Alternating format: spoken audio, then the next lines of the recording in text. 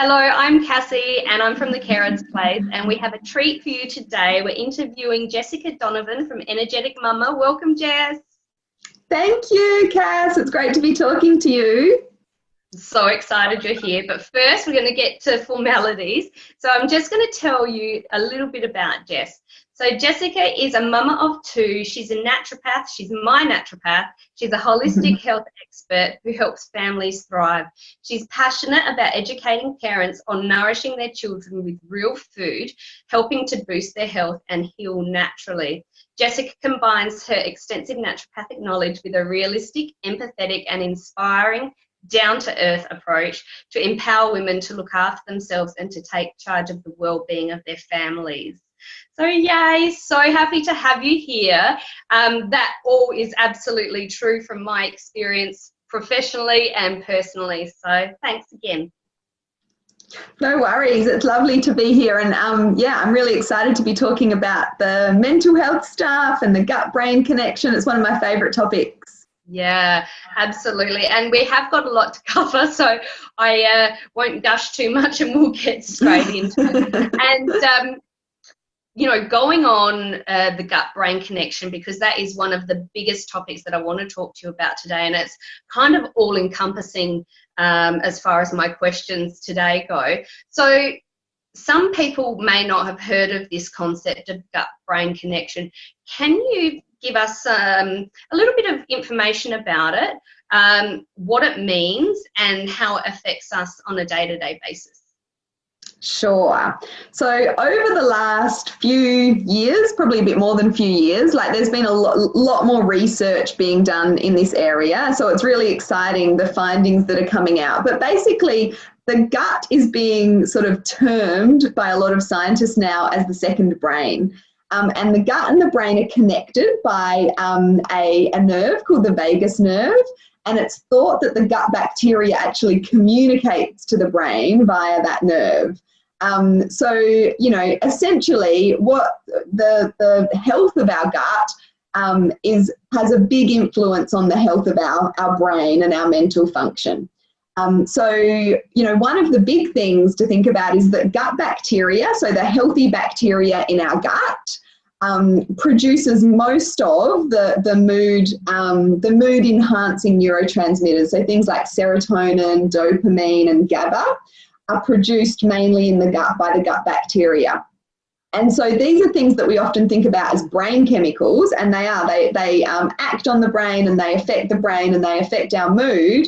But the majority of the concentration of these neurotransmitters is actually found in our gut, and our gut is where these things are produced. So it makes sense then that the health of our gut is essential for the health of for our mental health. And poor gut health is seen in lots of conditions that affect people's brains. So autism, ADHD, behavioural issues, depression, anxiety, schizophrenia, all of these sorts of conditions often have, or people with these conditions often have poor gut health. And by improving the health of the gut, we can improve the symptoms of these kinds of conditions. I find it absolutely fascinating. As far as what do you mean by gut health? So what kinds of symptoms are we looking at? Because for a lot of people, this is kind of foreign, right? So when you say that, what do you actually mean? Yeah, I'm so glad you asked that, because I talk about gut health like it's, common knowledge, because I talk about it with people all the time. So as a naturopath, we often talk about the gut being the foundation of our health. So we're essentially talking about digestive health. So all the way from our mouth down to the other end. One of the biggest things that are really important with gut health are the good bacteria within our digestive system. And we all have good and bad bacteria in our digestive system. It's keeping that good and bad bacteria in balance that's really essential. So gut health is really the way that we're digesting the food, our food, but it's so much more than that. Like I said, that healthy bacteria in our gut has a positive effect on our mental health, like I just talked about. It also has a positive effect on our immune system. 70 to 80% of our immune system is actually located in the gut.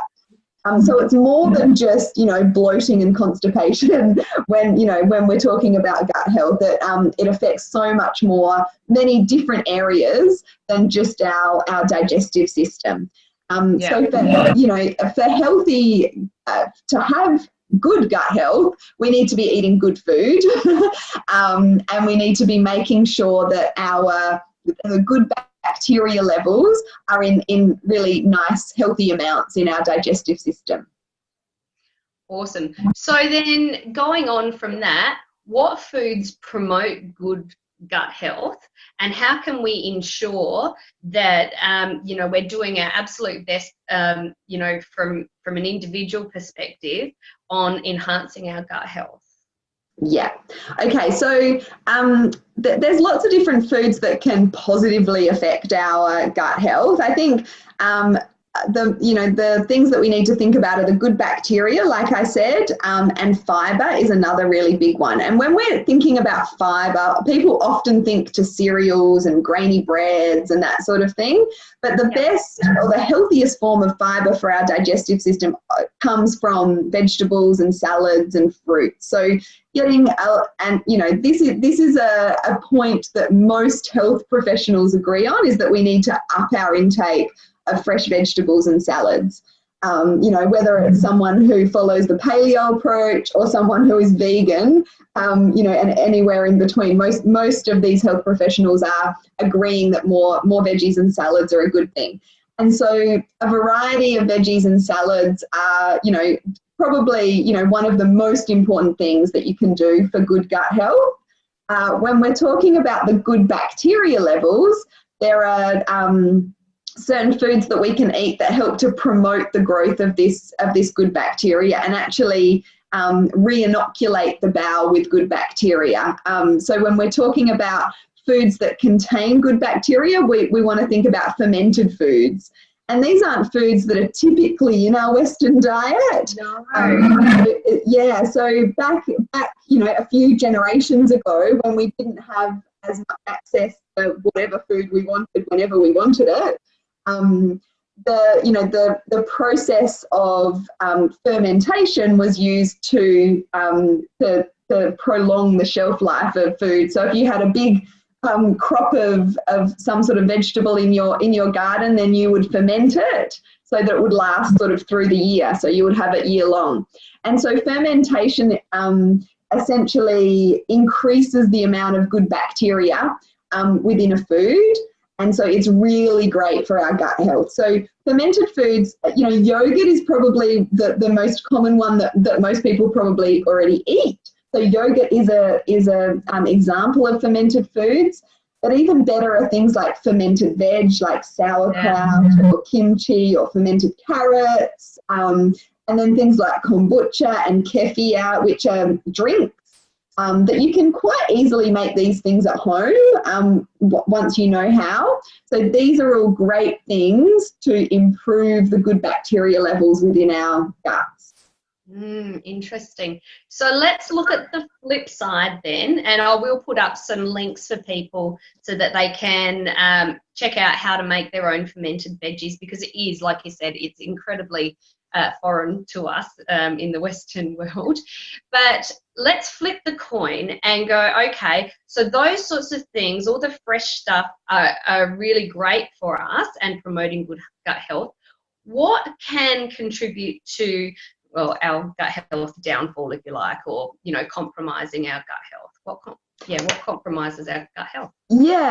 So sugar is the number one. And anytime that I do an interview or a webinar or writing a blog or anything, I'm usually talking about sugar in not a good way. So sugar, is really high in our Western diets. Even if we're not eating, obviously sweet food, sugar creeps into our diets through lots of different processed foods. So when we have a lot of sugar in our diet, we get a high, and then, you know, it's followed by a low. So that's not a great thing for our mental health. You know, we feel good up here. So, you know, soon after we've eaten something sugary, you can probably relate, you know, you get a boost in energy, your mood increases, but then you come crashing back down pretty quickly. And that's when you get a low mood, lack of concentration. In kids, you know, that can lead to behavioural issues. And sugar also disturbs that balance of good and bad bacteria within the gut. So it helps the bad bacteria overgrow. So sugar is not great for gut health or for mental health. The other one is additives. So additives are pretty much chemicals that are added to our modern day foods. And these additives, they flavour our food, they preserve our food, they colour our food, they sweeten our food. So they basically make our food look and taste better. But they're not really foods. They're chemicals that are added to our food. And these chemicals can really wreak havoc with our brain and our mental function and our gut health. And they can really create some pretty challenging behavioural issues in a lot of kids as well. And, you know, mums out there might be able to relate to, you know, kids having a glass of red cordial or a colourful soft drink or something and then going absolutely crazy. But there's, you know, this happens in more subtle ways as well. It's not always that obvious. And these additives are creeping into our diets without us even knowing about it. Absolutely. And yeah, there's actually an eating plan that I often recommend to mums and dads that bring their kids in to see me that have behavioural issues, things like ADHD. This sort of eating plan can be helpful for, and it's called the AFC diet. So it stands for additives, flavourings, colourings. And it talks about removing the worst offenders of these things. So that's something maybe to look into if your kids do have behavioural issues. So sugar, additives, and the last one is that I would say would be gluten. So gluten, you know, it's got a pretty bad rap, and lots of people are avoiding gluten these days. It's quite controversial. A lot of medical practitioners say if you're not celiac, you don't have to avoid gluten. Gluten intolerance doesn't exist. But the truth is that most people feel better off gluten or at least reducing their gluten. And, you know, I'll be completely transparent. We're not a completely gluten-free family. I've got 2 kids. We do eat gluten, but we try and keep it low most weeks. On bad weeks, you know, we might overdo it. Because the thing is, gluten is in those foods that are quick and easy, you know, breads and pasta and crackers and all of those sorts of things that are go-tos for a lot of families. But gluten can really negatively affect a lot of people's gut health because it's kind of abrasive to the gut. It's almost like sandpaper in the gut. And that can be, you know, to differing with different people. So for some people it's quite, you know, mildly abrasive, and other people it's like really abrasive, depending on how sensitive their guts are. And gluten also can negatively affect people's brain and mood. And I will say here that particularly kids that are on the spectrum and have been diagnosed with autism, those kids generally do really well off of gluten. Yeah, it's an interesting one, isn't it? Because you see it in the media, and like you said, it's incredibly controversial. And we have all of those people out there saying, no, I feel fine eating gluten, I don't get bloated, but it's so much more than that, right? And you know, these, you know, the sugar, the preservatives and the gluten, like you're just saying, it's not just the physical that you can feel, but it's I guess getting in the way of the production of the good hormones or the neurotransmitters, like you just mentioned, which then creates issues in the brain. And for me, I know with my family, there are stark differences when we do go off gluten and don't have as much sugar.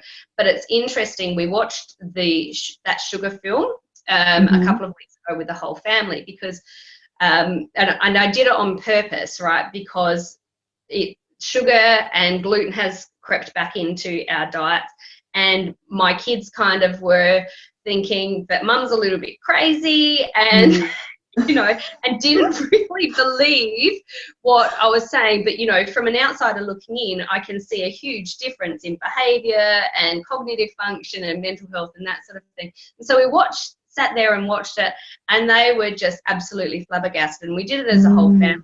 My husband now is like checking everything, for sugar content and that sort of thing. But they're kind of like, okay, yeah, we'll give it a go again. But even looking at yogurt, and we got natural yogurt, Paris Creek, and my husband's like, there's still sugar in here.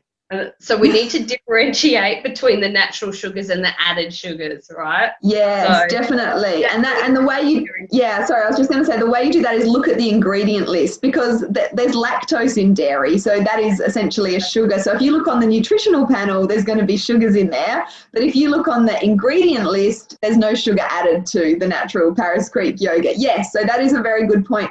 And I love the point you make about the documentaries, because I recommend that to a lot of my clients as a way to get partners on board, because if it's coming from the wife, the mum, or the dad, the husband, it kind of it's just another nagging thing that's going on. But if it's coming from, there's a lot of those documentaries out there now as well. So they're really easy to find. Food Matters is another one of my favorites for people to watch, and that's really great to watch with the kids, because it's educating them and it's making them realize, hang on a minute, what I'm eating, eating isn't just about eating things that taste good. And I talk to my kids about this all the time. I know, that broccoli and celery on your plate aren't your favorite things to eat. They're not my favorite things to eat either, but we eat them because they're good for us and they keep us healthy, and they keep I talk to my kids about I've got good bugs in their bodies that fight off, the bad guys, and we need to keep those good bugs strong. And so we need to eat foods that feed those good bugs. So, talking to kids about that sort of thing is really important, rather than just nagging them to, you have to eat your broccoli or stop eating so much sugar. It just doesn't work. So I think the documentary approach is a really effective one. Absolutely. And I know from experience, whether it's talking about this or whether I go into the hospital, get a whole bunch of information and come back, I understand it. But then to be able to articulate that in a way that your family or whoever you're talking to can understand can be quite challenging. So to have those tools to back you up, so you're not, banging your head against a brick wall, I think is an incredibly important thing to do. So Jess, let's talk about some top foods and top 5 tips perhaps for positive mental health. What are your go-to? Cool. Yes, so anyone that does any of my programs or sees me as a practitioner will know that I'm a big fan of fish. And I'm always encouraging people to eat more fish. Most families don't eat anywhere near enough fish. And I'm not talking about, fish and chips from the fish shop either. So the reason fish, that's okay, on the odd occasion, but it doesn't give us the benefits that I'm talking about. So the main reason we want to eat fish is for omega-3s. There's so many other reasons as well, but omega-3s help to, when we're talking about mental health, omega-3s help to improve cognitive function. They're essential for brain development, so really important for young kids. All kids really, and adults need it, but especially important that brain development for young kids. And deficiency of omega-3s is linked to loads of different mental health disorders. So things like ADHD, dyslexia, depression, anxiety, dementia, bipolar, schizophrenia, all of those conditions have been linked to omega-3 deficiency. Not saying that that's the only thing that causes them, but it's a factor. So omega-3s are really important. The best source of omega-3s is oily fish. So to get enough omega-3s, and omega-3s is an essential nutrient we need to get in every day. To get enough omega-3s, we need to be eating 3 to 4 fish meals a week. Most people aren't even eating 1 fish meal a week. And, you know, I get that it can be hard to get fish into kids, but if we can aim for 1 or 2 fish meals for dinner and then 1 or 2 fish meals at lunchtime, with tin fish is fine to use a couple of times a week. We want to go for the more oilier varieties preferably. The problem is these oilier varieties tend to be stronger tasting. So I love tin sardines. And, you know, a lot of people, when I talk to them about tin sardines, you know, screw their face up. And I agree, like tin sardines straight from the tin are not very nice. But if you can mash them up and add some avocado or put them into a homemade dip with some like butter beans and some lemon and some garlic and have that as a bit of an after-school snack. Most kids are pretty motivated to eat after school because they're hungry. So that's a good time to be getting nutrients into kids. So fish is number 1. Number 2 would be, like when we're talking about mental health, is seaweed. Now, this is something that a lot of families don't have in their diets at all. The reason seaweed is so great, and I wanted to mention it here, is because it contains a lot of iodine. And iodine is really lacking in land-based foods, and there's a really big problem with deficiency of iodine these days. So anything that comes out of the sea is going to have iodine in it. So any sort of fish or seafood is going to have iodine in it, but a really good source of iodine is the sea vegetables or seaweed. So we probably most commonly know that as, you know, what sushi's wrapped up in. So that's a way to get seaweed in. There's also things like kelp. Kelp noodles are really yummy. You can buy kelp noodles and add them to soup. So that's a great thing to add to your family's diet. And dulse flakes. So dulse flakes are really concentrated in iodine, and you can sprinkle them over lots of different meals. They don't have, you know, if you just put a little bit on, they don't have too much of an overpowering taste. And so that's a way that you can get more of the iodine and seaweed into kids. Really important for kids, really important for pregnancy, but really important for all of us when it comes to mental health, cognition, learning. So iodine is actually linked to like higher intelligence in kids as well. So it's a really important nutrient. So number 3 would be leafy greens. So we all know we need to get more greens in. So this is things like spinach, kale, silver beet, parsley, all those things that kids aren't usually very fond of. But the leafy greens are really important because they contain natural folate, and folate is really important when it comes to brain development and brain function. And folate deficiency is linked to depression and also cognitive impairment. And, you know, when we talk about cognitive impairment, that's a really hard thing to pick up. You know, it's you know, I'm just feeling a bit foggy today, or the kids' learning seems to be, you know, down a little bit, or they're not advancing as well as they should. Is that just them and their personality, or is it a nutrient deficiency? So these things can be really hard to pick up.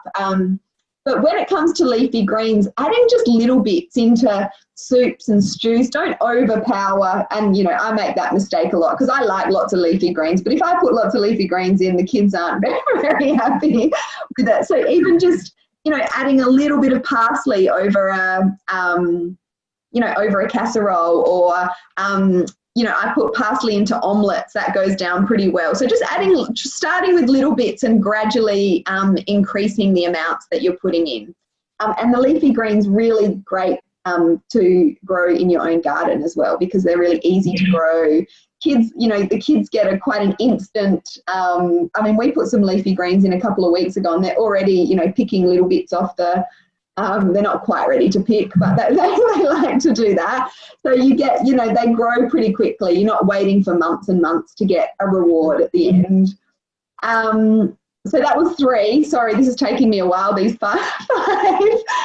Fermented foods, like I said, so fermented foods, great for gut health, great for mental health. And if you're not up for making your own, because it is a bit of it's not hard, but it's a bit of a process. I know people are time poor these days, go to a whole food shop, a health food shop, or a farmer's market and buy a jar of good quality sauerkraut. You know, they're popping up everywhere. And I've been doing that the last few months because I've been busy. I haven't been making my own. And you just need a little tiny bit on the plate. And if you've got really fussy kids, just start by putting a little bit of the liquid mixed in with their food to start getting them used to that sort of sour taste. My kids don't like sauerkraut, but I talk about it being a medicine. And we had a bout of sickness a couple of weeks ago, which was just awful. And it's reminded me that we need to, you know, up our immune systems. And so I'm giving them sauerkraut, and they need to just have a spoon, like a half a teaspoon with their meal, and they can just have it, and then they can eat their dinner. So I talk about it like it's a medicine that's going to help their good bugs grow.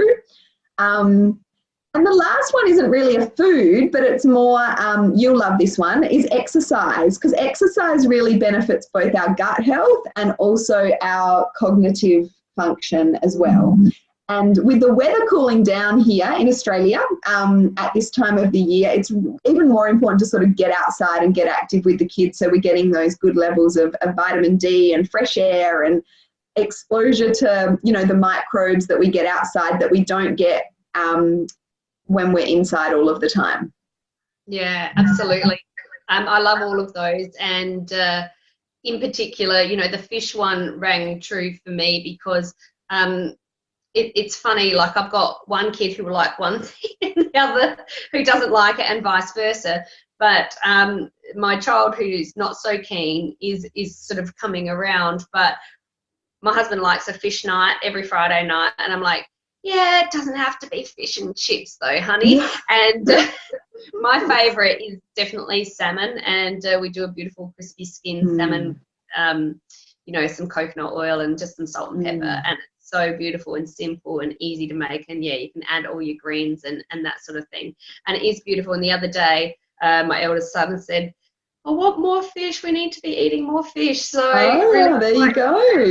Yeah. So he's definitely moving away from, you know, dense meats and, you know, hard to digest meats. And I think it's his body instinctively saying, because he does have gut issues, I just can't tolerate it right now. So I want something lighter. I was just going to say on the fish and chips as well, you like making your own fish and chips at home. We often have fish and chip night, and I just put some fish, whatever fish we've got, often like it's kurung mullet, and I'll just sort of flour it in some spelt flour, which is sort of lower gluten than regular flour, so it goes a bit crispy, and do it in coconut oil.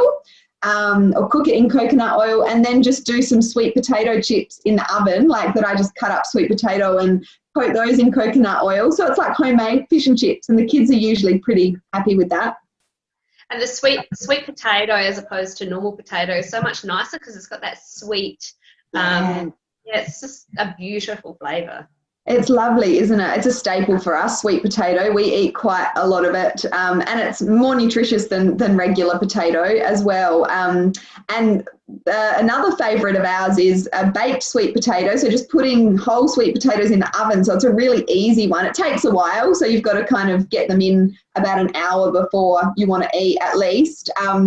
And then doing like a sardine sort of mash on top. So, you know, sardines with some avocado and some lemon and some tomato, and then some leafy greens. So that's another good, easy fish meal as well. And I've got a fish taco recipe on my website as well that people might want to look at, because my kids really like that one as well. Yeah, I'll put a bunch of, you know, your different recipes and that sort of thing. Cool. So we're running out of time, so I just wanted to talk quickly. Let's talk a little bit about fussy kids and how we can get them to try some new foods, because like you said, I liked your idea of after school and doing a dip with your sardines or what have you, because it's all about the way they perceive things and see things, isn't it? Right? So when they come home, yes, they're hungry, but I want a treat, right? Yeah. So and dips and finger food is more considered as a treat than grab an apple. Yes. And they want Exactly. to sustain them until dinner time, and that's going to feed their brain. And obviously, you know, an apple is not going to get them through very fast. So No. they want something that's got a bit of protein in it and a bit of good fats, really. Yeah, exactly. That's exactly right. And it is really the way that you, you know, serve those foods. So if you were to say, let's have a sardine dip, then they're probably not going to be, you know, very agreeable to that. But if it's, you know, they're ready, waiting, and they're hungry, like I said, most kids are pretty hungry after school. So it's knowing your kids and knowing when they're most motivated to eat and getting the nutritious food in then. So I think a lot of parents make the mistake of waiting until dinner time to get any veggies into their kids, you know, so they don't eat, and then it's a stress. You've got to eat your veggies, you have, you know. Whereas if we focus on getting veggies in throughout the day, like pack some raw veggies in their lunch boxes, even if most of it comes home uneaten, like just keep doing it, keep changing the different veggies, you know, so repeated exposure is really important when it comes to fussy kids. So not giving up, like not saying, right, well, they don't like broccoli, so I'm not putting broccoli on their plate anymore, because you just keep putting it on there. Even them just seeing it, smelling it, they might touch it, they might lick it, they might kiss it, you know, so encouraging them to have some sort of contact with it is moving forward. And so that, you know, that's one thing. Don't give up on exposing them to foods that they don't like, and try preparing it in different ways. They might not like steamed broccoli on the plate, but they might like a broccoli soup, or they might like, you know, a bit of broccoli in their pasta sauce, that sort of thing. You know, there's so many techniques that I could talk about in terms of fussy eaters. Probably one of the big ones is to add nutrition to foods that they already like. So rather than, you know, taking out food, so saying, right, we're getting healthy, we're going to stop eating, you know, these chips. And so not focusing on removing the things that they love, but focusing on putting some good stuff into the food that they already like. So pancakes can be a good example of this. So rather than using white flour, just trying a little bit of buckwheat flour with the white flour, and that makes it more nutritious. And then making sure there's a healthy topping on the pancake, so some blueberries and some maple syrup. And with really fussy kids, you often need to make these changes quite slowly, but thinking of ways you can add extra nutrition into food that they're already eating. If they're having toast in the morning, can you whip up a couple of scrambled eggs and put that on top? Because then they're getting the protein and the good fats and extra nutrition. If they're having a bowl of cereal in the morning, can you sprinkle some nuts and seeds on top to make it more nutritious? Can you switch their yogurt over from a flavoured yogurt to a natural yogurt? That might need to be done slowly too. You might do half flavoured, half natural at first and see how it goes. So slowly making those changes to make their food more nutritious. And one other that I would say is kids like to be involved. So getting them involved in the food journey somehow, whether that is that they're coming shopping with you and they get to pick out some of the fruit and veggies for the week, or they get to, you know, you empower them by saying, right, what's a meal that we can have this week that's healthy? You know, and they might choose, you know, chicken wings or something, and then they can help you prepare it. So getting them involved in the kitchen, getting them involved at shopping time if it's possible, and also setting food out in the middle of the table and letting them help themselves can be a really good one for fussy kids as well. So they often eat more when they can serve themselves up their own food. And always encouraging them to try things, but never forcing them, but never offering anything else afterwards as well. So if they don't eat their dinner, they don't get a bowl of cereal to fill their tummies up before dinner. You know, this is what we're having. You don't have to eat it, but there's nothing else. If you're hungry later, this will still be here. And that's the approach that I take. And, you know, and that's the approach that I encourage my clients to take. I see lots of mums making a meal for this kid, a meal for that kid, you know, and it's like, oh, you know, that's just in the long run, that's just making them fussier. And I get why people do it, because it's an immediate fix. So it keeps everyone happy at the time. But if they're getting the food that they like all the time, and they're not willing to try any other foods, they're just gonna get fussier and fussier. It's not going to help broaden their food horizons in the long run. So one meal for the entire family, encouraging them to eat it, encouraging them to try it, trying to put an element that they're going to like on it, or on the table or on their plate. But not forcing them, trying to stay neutral about it, which is, I know, harder to do than to say. Absolutely. And, you know, we've all been there, right? So we've all been there. We're like, okay, whatever, it's easier. I'm not going to argue. But I have to attest for the food in the middle of the table. And yes, you use more dishes and that sort of thing. But we started doing that about 3 or 4 years ago, and the change was quite significant to the types of different things that they would try. And you know, I strongly encourage them to have a little bit of everything, or, you know, to try something new on their plates. But yeah, the volumes that they eat is significantly more. And for, you know, certainly for one of my children who needs to eat more, it's been a really, really good practice as well. So they're all fantastic. Now, what else could I ask you about? We could talk forever, Jess. I know. At what point do you think, this will be my last question, at what point do you think, or when should people seek some extra help? Because, you know, there's a lot of information about supplements, and people will go and medicate off the shelves, you know, whether it's in the health food store or in the supermarket. I just don't have enough energy, so I'm going to get this thing that says it's going to give me more energy. They try it, it doesn't work. So what do we do in that situation, and when is a good time to sort of seek some extra assistance? Yeah, so that's a great question. Like, as a professional, I see lots of people. Most people wait too long to seek help. So most people, and I see a lot of mums and I see a lot of kids, and I find mums bring their kids to see me much sooner than they'll bring themselves to see me. You know, they'll usually prioritize their kids, as we all do as mums.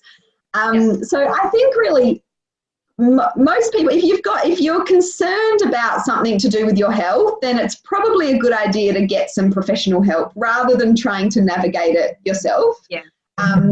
You know, the other thing that I see as a naturopath is lots of people that are on pretty low quality supplements. So they aren't motivated to keep on track with healthy eating or taking supplements because they're not getting the results that they were hoping for. So, you know, seeing a professional can really help you to figure out what the priorities are for you to, you know, just to start to work on. And, you know, like probiotics is a good example. So I see a lot of people that have got gut issues, and they come and they say, well, I've tried probiotics and that didn't work. And usually it's because the probiotic that they were taking was no good, like it was just really low quality. They weren't getting the amounts of the good bacteria that they needed. There's also lots of different strains of good bacteria, and they're all good for different things. So the other thing is that they might not be taking the right strain for the result that they want. So there's some probiotics that are just general gut health boosters. There are others that are good to take after a course of antibiotics. There are others that help to balance the immune system if there's allergies, eczema, asthma, that sort of thing going on. There's other probiotics that have been clinically shown to help with autoimmune conditions. So it's not as simple as just going to your chemist and grabbing a probiotic. And the other thing with probiotics is it's a live organism. And so when you're taking it, the environment that you're putting it into needs to be healthy. Otherwise, it's not going to sort of have the effect that you want. So there's a lot of, and that's just an example about probiotics. So by getting, you know, it does, like the cost is a factor. And I think that's why cost and time is why people sort of put it off.